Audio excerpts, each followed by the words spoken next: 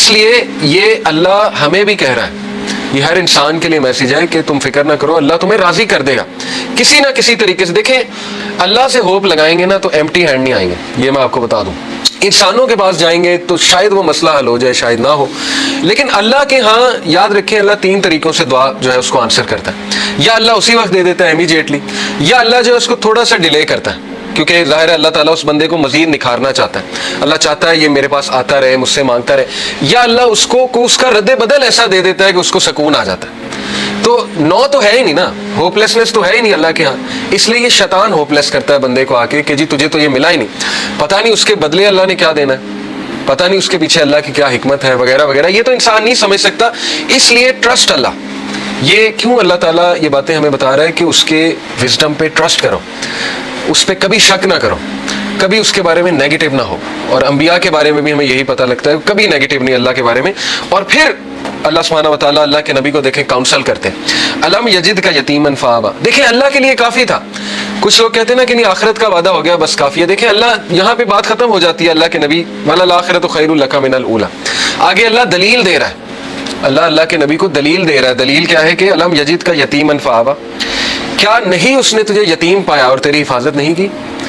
دیکھ لیں اللہ کے نبی صلی اللہ علیہ وسلم کو اکیلا چھوڑا اللہ نے کبھی؟ ایسے مطلب سوچیں، مشرک تھے ابو طالب، لیکن اس کے باوجود کوٹ کوٹ کے دل میں محبت بھری ہوئی تھی اپنے بھتیجے کے لیے، اور جان دینے کے لیے تیار تھے اپنے بھتیجے کے لیے، اتنے لوئل تھے کہ شیبہ ابی طالب میں پورے بنو ہاشم کو کہتے ہیں ہم چلے جائیں گے، مطلب اس کی خاطر اسلام قبول نہیں کیا لیکن محبت اتنی تھی کہ بس اس کی خاطر ہم وہاں بھی چلے جائیں گے۔ پھر دیکھیں عبد المطلب نے پہلے حفاظت کی، اس کے بعد ابو طالب نے حفاظت کی، اس کے بعد حضرت ختیجہ جیسی وائف دے دی، ٹھیک ہے نا، سپورٹ کے لیے۔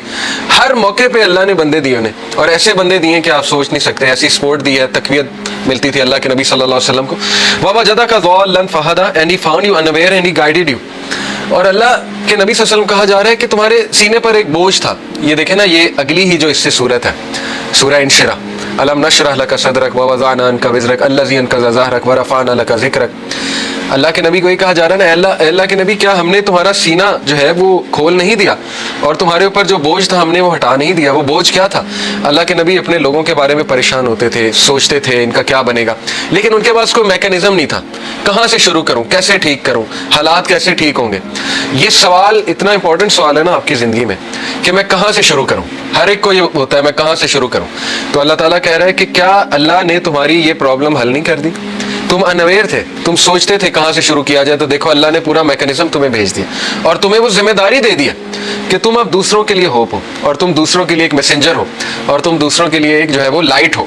تو اس لیے یہ ہمیں بھی میسج ہے کہ ہوپ لیس نہیں ہونا ہے کسی بھی اسٹیٹ میں، کسی بھی کنڈیشن میں۔ اللہ تعالیٰ کچھ نہ کچھ نعم و بدل آپ کو دے گا، امپاسبل ہے، خالی ہاتھ نہیں چھوڑتا اللہ، یہ بات یاد رکھیں، ٹھیک ہے؟ یہ اللہ کے بارے میں آپ 100% شیور ہو جائیں یہ اس صورت کے مطابق۔ تو بہرحال وَوَجَدَكَ عَائِلًا فَأَغْنَىٰ، اور اس نے تمہیں پور پایا اور تمہیں رچ بنایا، and he found you poor and made you rich۔ اس کے بارے میں رسول اللہ صلی اللہ علیہ وسلم نے کہا ہے کہ richness is not the کثرت آف مال، کثرت مال جو ہے وہ رچنس نہیں ہے، بلکہ غنا، دل کا غنا جو ہے وہ رچنس ہے، دل راضی ہونا چاہیے۔ تو دیکھیں جو میکانزم دیا اللہ کے نبی کو، اس سے ایک تو اللہ نے ان کو رچنس آف دی ہارٹ دی، رچنس آف دا سول دی، ذکر دیا، بتایا مجھے کیسے پکارو۔ اور دیکھیں اللہ کے نبی کے تھرو ہمیں اللہ نے کیا کیا دیا، آپ کو کوئی لرن کرنے کی ضرورت نہیں، خود سے دعا، اللہ کے نبی کی دعائیں موجود ہیں، ان دعاؤں پہ کبھی غور کریں، ان کے الفاظ پہ کبھی غور کریں۔ اللہ تعالیٰ نے نبیوں کی دعائیں آپ کو بتا دی ہیں کہ کس طرح سے انہوں نے پکارا، کس طرح سے ندا لگائی، اللہ نے اپنے ایٹریبیوٹس بتا دیا آپ کو، یا حی یا قیوم۔ کبھی آپ صرف اس پہ ہی سوچ لینا کہ ایک ہندو کے ساتھ اپنے آپ کو کمپیئر کر لیں، ایک ایسے انسان کے ساتھ جس کے پاس اللہ کا صحیح کنسیپٹ نہیں ہے، تو آپ سوچ لیں آپ کتنے لکی ہیں۔ وہ بتوں کے آگے جھکتا ہے، اسے اللہ کا تعارف ہی نہیں ہے، اسے پتہ ہی نہیں اللہ ہے کون، اور نہ اسے اللہ کو پکارنا آتا ہے، اور سوچیں کہ وہ کتنا زیادہ ایکسپلائٹ ہو رہا ہے تھرو آؤٹ دی لائف۔ تو سوچیں اللہ کی کتنی بڑی نعمت ہے کہ اللہ تعالیٰ نے ہمیں غنی کر دیا، اپنا تعارف کرا کے غنی کر دیا، ہمیں اسلام کا نالج دے کے غنی کر دیا، قرآن ہم پہ نازل کر کے ہمیں غنی کر دیا۔ فَأَمَّا الْيَتِيمَ فَلَا تَقْهَرْ، یہ اس کا آخری پیسیج ہے، ابھی ہم لیسن لخص کرتے ہیں۔ Therefore treat not the orphan with oppression، بہت پاورفل ٹپ ہے، اور یہ بڑا زبردست لیسن ہے سورہ زحا میں کہ جب تم خود پین میں ہونا تو اس پین کو تم ریلیف کیسے کرو گے۔ یہ سائنٹیفکلی پروون ہے، دوسروں کی پین آسان کر کے، یہ ہے سب سے بڑی بات۔ یہ ہے جو بندہ خود پین میں ہوتا ہے نا، وہ پھر دوسروں کی بڑی زبردست مدد کرتا ہے۔ اسی لیے اللہ کے نبی صلی اللہ علیہ وسلم چونکہ خود اس غم سے گزرے ہوئے، یتیم تھے اللہ کے نبی صلی اللہ علیہ وسلم، تو اس لیے اللہ کہہ رہا ہے فَأَمَّا الْيَتِيمَ فَلَا تَقْهَرْ، اے نبی اس لیے آرفن کو ٹریٹ اچھا کرو، آپریشن کے ساتھ ٹریٹ. یہ نہیں کہ اللہ کے نبی کرتے تھے، لیکن یہ کہ ان کے تھرو میسج دیا جا رہا ہے وَأَمَّا السَّائِلَ فَلَا تَنْهَرْ and repulse not the one who asks. اسی لیے اللہ کے نبی سے جب بھی کوئی کچھ مانگتا تھا آج تک انکار نہیں کیا ہی نہیں کبھی انکار اللہ کے نبی صلی اللہ علیہ وسلم نے. تو میسج کیا دیا جا رہا ہے کہ اب چونکہ تمہارا دل نرم ہے غم سے اور تم نے خود وہ چیز دیکھی ہے، تو اس لیے اب دوسروں کے ساتھ بہت نرمی برتاؤ. وَأَمَّا بِنِعْمَةِ رَبِّكَ فَحَدِّثْ and proclaim the grace of your Lord, اور اللہ تعالیٰ کی حمد بیان کرو. اب ہم ذرا لیسنس کی طرف آ جاتے ہیں. پہلے 2 لیسن ہم نے نکالے کہ پہلے 3 کے اللہ کے نبی صلی اللہ علیہ وسلم ایون ان پہ غم آیا ہے. تو غم کوئی بری بات نہیں ہے، ٹھیک ہے نا، غم کو سزا نہ سمجھیں. بانو قدسیہ کہا کرتی تھی نا کہ غم کا الیکٹرک شاک، ان کا ایک بڑا زبردست اس میں کالم ہے، غم کا الیکٹرک شاک اس کا ٹائٹل تھا. انہوں نے کہا کہ غم جو ہے یہ تو روحانیت کی سیڑھی ہے، اور غم اس روحانیت کی سیڑھی پہ چڑھ کے انسان کا جو ہے وہ دل نرم ہوتا ہے، پھر وہ دوسروں کا غم فیل کرتا ہے اور پھر وہ دوسروں کے لیے کچھ کرتا ہے. ادروائز تو انسان مزے میں ہے نا، اس کو کچھ آ ہی نہیں رہا، تو پھر نہ اس سے کوئی کام ہوگا نہ وہ اللہ کے لیے کچھ کرے گا.